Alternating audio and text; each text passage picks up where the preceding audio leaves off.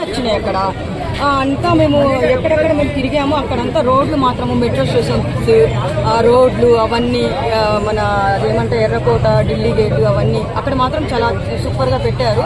మేము తిరిగిన ప్లేస్లలో మాత్రము నీట్నెస్ మాత్రం చాలా బాగా నచ్చింది నాకు. నీకు నీట్నెస్ గురించి చెప్తున్నాను నేను, ఢిల్లీ సిటీ గురించి కాదు, నాకు నీట్నెస్